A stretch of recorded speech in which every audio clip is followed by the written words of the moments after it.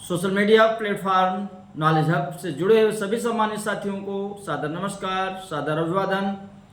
साथियों, हम लोग लगातार संवैधानिक मुद्दों और राजनीतिक मुद्दों को लेकर चर्चा कर रहे हैं, उनका विश्लेषण कर रहे हैं। इस समय हम लोग जो भारत का राजनीतिक परिदृश्य है और इस राजनीतिक परिदृश्य में जो भारत के राजनीतिक दल हैं उनकी भूमिका क्या है और जो भारत में बहुदलीय प्रणाली है उसके ढांचे में किस प्रकार से बदलाव हो रहा है, परिवर्तन हो रहा है, इसको हम लोग देख रहे हैं। हम लोग पहले देख चुके हैं कि जब भारत में 1951-52 में चुनाव हुआ तो राष्ट्रीय राजनीतिक दलों की संख्या बहुत ज़्यादा थी, 14 थी। 39 में क्षेत्रीय दल थे। लेकिन जैसे ही एक ही दल का लगातार शासन सत्ता पर कब्जा रहा, धीरे धीरे राजनीतिक दलों की संख्या में कमी आती गई। तो इस प्रकार से देखिए तो 1967 में एक बार बढ़ रहे हैं राजनीतिक दल, 77 में घट रहे हैं और 1988-89 में देखिए तो फिर क्या हो रहा है, एक ढंग से फिर ध्रुवीकरण हो रहा है। और 1996 से 2000 के आसपास देखिए तो फिर से राजनीतिक दलों की संख्या में बहुत तेजी के साथ वृद्धि हो रही है। और 2000 के बाद देखिए तो 2013, 2012 में आम आदमी पार्टी का गठन और 2013 में नेशनल पीपुल्स पार्टी, ये दोनों पार्टियां इस समय राष्ट्रीय राजनीतिक दल के रूप में इनको मान्यता प्राप्त है। तो अब होता क्या, देखिए भारत में लगभग 2-3 साल का आप दौर देख लीजिए या लोकसभा चुनाव के बाद से देखिए तो बहुत तेजी के साथ जो भारत में एक जो ढांचा बना हुआ था बहुदलीय प्रणाली का, वो क्या हो रहा है, टूट सा रहा है। अगर देखें तो 2024 लोकसभा के चुनाव के समय भारत में कुल 6 राष्ट्रीय राजनीतिक दल थे और इन 6 राष्ट्रीय राजनीतिक दलों में से जो CPIM है वो भी इस समय क्राइसिस के दौर से गुजर रहा है। उसके पास एक राज्य में सत्ता थी केरल में, वो भी उसके हाथ से जा चुकी है। बहुजन समाज पार्टी, उसके पास भी लोकसभा में एक भी सीट नहीं है और वो भी इस समय बहुत अच्छी स्थिति में नहीं है। आम आदमी पार्टी, अभी हाल ताज में हम लोगों ने देखा कि क्राइसिस हुआ, उसके बहुत सारे राज्यसभा सदस्य पार्टी से अलग हो गए और उसकी इस समय फिलहाल एक पंजाब राज्य में वो सत्ता में है, सरकार में है। और ANPP नेशनल पीपुल्स पार्टी, जिसकी स्थापना पूर्व लोकसभा अध्यक्ष P. संगमा जी ने किया था, वो भी इस समय क्राइसिस के दौर से। तो देखिए तो ANPP, BSP, CPIM और आप 6 जो राजनीतिक दल हैं, 4 पार्टियों की स्थिति इस समय एकदम खराब चल रही है।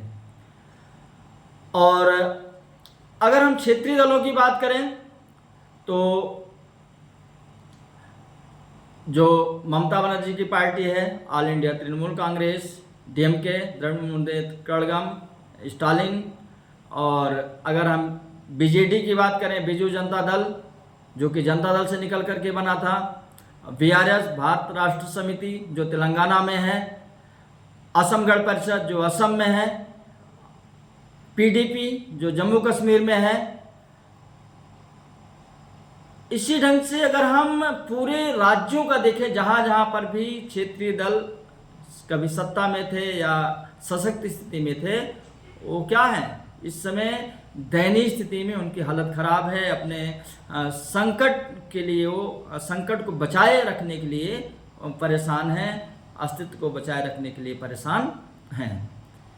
तो ये जो स्थिति आई, ये क्या संकेत दे रही है? संकेत ये दे रही है कि इसका मतलब अब भारत की जनता, जो बहुदलीय व्यवस्था है, छोटे छोटे दल हैं, वो जो वादे करते हैं, जिस सिद्धांत पर पार्टी बनाते हैं, उनसे वो मुकर जाते हैं और वो प्राइवेट लिमिटेड की तरह वो पार्टी को चलाने की कोशिश करते हैं। परिवारवाद को बढ़ाते हैं, सगे संबंधियों को बढ़ाते हैं, भ्रष्टाचार करते हैं और सत्ता पाने के बाद बदल जाते हैं। तो शायद इसी कारण भारत की जनता अब ऊब चुकी है और इसीलिए बहुत सारे दलों को नकार रही है। तो आइए अब हम बात करते हैं जो अभी बहुत चर्चा में है जो party all India Trinamool Congress. इसकी जो नेता हैं, इसकी जो संस्थापक हैं सुश्री ममता बनर्जी, और ये 1955 में इनका जन्म होता है बंगाल में, और 1970 के दशक में स्कूल राजनीति में सक्रिय होती हैं। फिर जिस कॉलेज में माया जोगदेवी कॉलेज में, जहाँ पर कि पूरी तरह से कम्युनिस्टों का आधिपत्य था, कम्युनिस्ट की राजनीति वहाँ पर चलती थी, वहाँ पर उन्होंने कांग्रेस का विंग स्थापित किया और उसी से प्रभावित होकर के जो कांग्रेस की जो उस समय सर्वेसर्वा श्रीमती इंदिरा गांधी ने क्या किया, इनको महिला विंग की जो जनरल सेक्रेटरी उन्होंने बनाया और 1976 से 1980 तक के उस पद पर रही। और 29 वर्ष की अवस्था में 1984 का इन्होंने चुनाव लड़ा। दिसंबर 1984 का जो चुनाव होता है लोकसभा का, जादवपुर सीट थी, वहाँ से इन्होंने कम्युनिस्ट के बहुत बड़े नेता जो कि बाद में लोकसभा अध्यक्ष भी रहे, सोमनाथ चटर्जी जी को हराया था और बंगाल की शेरनी के नाम से भी इनको वहाँ पर जाना जाता है। 84 के चुनाव के बाद 89 के चुनाव में इनको हार का सामना करना पड़ा और उसके बाद से फिर इन्होंने पीछे नहीं देखा। 1991, 96, 98, 99, 2004, 2009 लगातार ये जीत हासिल करती रही। और 1991 में जब कांग्रेस की सरकार बनी, पीवी नरसिम्हा राव जी देश के प्रधानमंत्री बने, इनको उस समय मानव संसाधन विकास एवं खेल राज्य मंत्री बनाया गया और 1993 तक ये उस पद पर रहीं।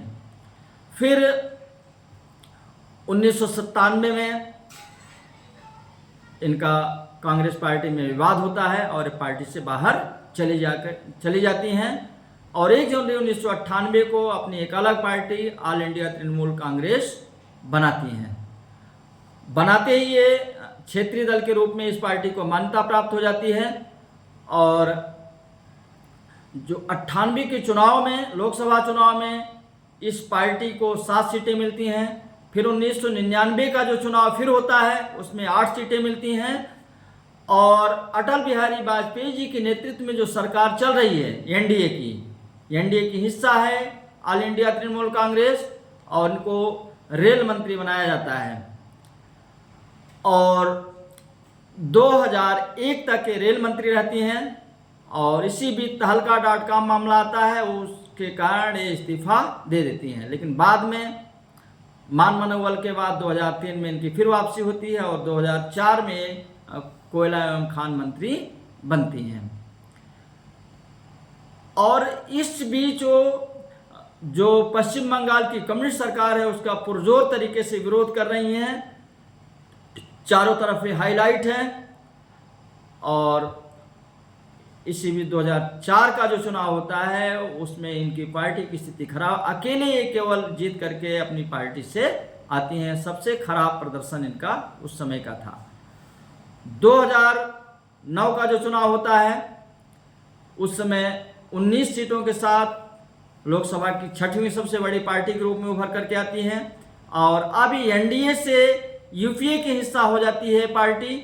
और फिर ममता बनर्जी को 2009 में रेल मंत्री बनाया जाता है और 2011 तक अपने पद पर रहती हैं और यूपीए का हिस्सा ये 2013 तक है और भ्रष्टाचार आदि के मुद्दों पर 2013 में यूपीए से अलग हो जा रही हैं।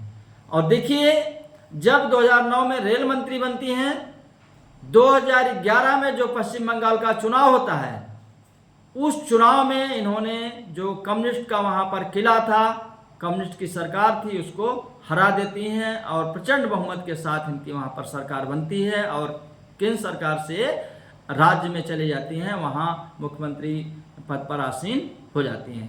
तो 2011 से 5 साल, फिर 16 से 21 के चुनाव में फिर इनको जीत हासिल होती है। और अभी जो 26 का चुनाव हुआ, विधानसभा चुनाव, उनमें अपने विधायक की सीट भी हार गई और उनकी पार्टी भी वो चुनाव हार गई।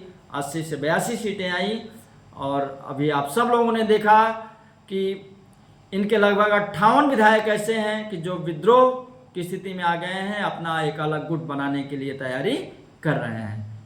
और जो इनके पास 2014 का आंकड़ा है उस समय लोकसभा में इनका जो रिकॉर्ड था 34 सीटों, 42 में से 34 सीटें अकेले वहां पर तृणमूल कांग्रेस ने जीती थी। और 2019 में भी 22 सीटें और 2024 में 29 सीटों के साथ पश्चिम बंगाल में सबसे बड़ी पार्टी के रूप में उभरी थी। लेकिन देखिए, ये 28 वर्षों की पार्टी जो कि लगातार सत्ता से जुड़ी रही और सत्ता से बाहर जाते ही इस पार्टी की क्या गति हुई, ताश के पत्तों की तरह ये पार्टी भरभरा करके गिर गई और अपने अस्तित्व के संकट से इस समय ये गुजर रही है। तो इसी ढंग से और बहुत सी पार्टियां हैं, उन पर हम आगे चर्चा करेंगे। आज बस इतना ही। Thank you.